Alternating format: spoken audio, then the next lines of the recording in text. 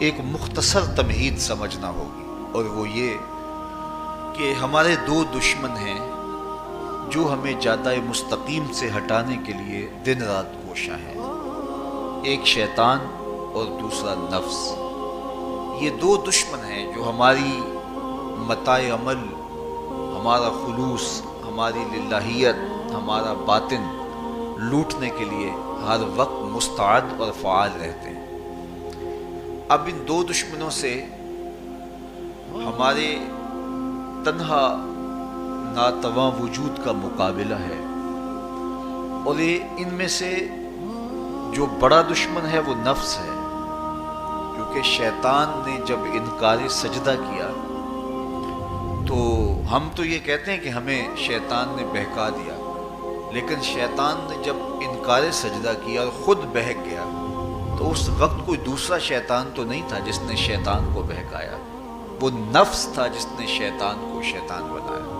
اس نے اندر سے کہا انا خیر منہ، میں بہتر ہوں۔ تو یہ انانیت جو تھی، انا خیر منہ، اس نے اس کو بہکایا۔ تو شیطان کو شیطان بنانے والا نفس ہے، تو نفس شیطان سے بھی بڑا دشمن ہے۔ ایک بزرگ تھے، وہ ساری زندگی اپنی زبان پہ انا کا لفظ نہیں آنے دیتے تھے۔ اس مفہوم کو بیان کرنا ہوتا تو وہ با الفاظ دیگر بیان کرتے، میں کا لفظ، انا کا لفظ وہ اپنی زبان پہ ساری زندگی انہوں نے جاری ہی نہیں ہونے دیا۔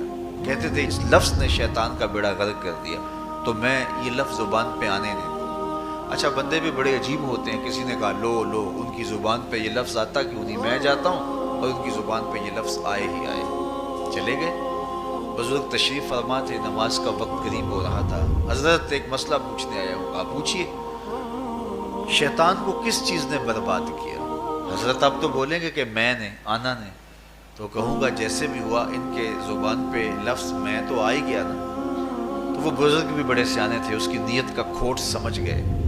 فرمانے لگے بیٹا نماز کا وقت ہو گیا ہے، نماز پڑھ لیتے ہیں پھر اس پہ بات ہوتی ہے۔ نماز ہوئی، سلام پھرا تو خود ہی فرمانے لگے کسی نے کہا تھا کہ شیطان کو کس چیز نے برباد کیا، جواب دینا چاہ رہا ہوں کس نے پوچھا تھا، جھٹ کھڑا ہو گیا، میں نے کہا اسی چیز نے اس کا بیڑا غرق کر دیا۔ تو جو نفس تھا وہ شیطان کو شیطان بنانے والا ہے۔ تو ہمارے ساتھ نفس بھی لگا ہوا ہے، ہمارے پیچھے شیطان بھی لگا ہوا ہے۔ شیطان بھی بڑا مکار دشمن ہے، چھوٹا دشمن یہ بھی نہیں ہے۔ یہ ہماری متاع عزیز کو، متاع ایمان کو، متاع عمل کو، متاع خلوص کو لوٹنے کے لیے دن رات مستعد اور فعال رہتا ہے۔ اللہ کے محبوب نے فرمایا الشیطان جاسم علی قلب ابن آدم فاذا ذکر اللہ خانسہ واذا غفل وسوسہ۔ شیطان اولاد آدم کے دل پہ قبضہ جما کے بیٹھ جاتا ہے، جب یہ اللہ کا ذکر کرتا ہے تو بھاگ جاتا ہے، اور جب یہ اللہ کے ذکر سے غافل ہوتا ہے تو یہ وسوسہ اندازی کرتا ہے۔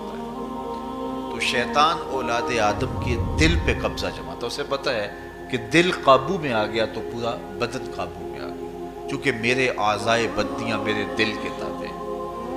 موسم اچھا ہے، رت سہانی ہے، صحن چمن میں پھول کھلے ہیں، لیکن میرا دل نہیں چاہ رہا تو ٹانگیں جنبش ہی نہیں کریں گی، مرغن غذائیں سامنے پڑی ہیں۔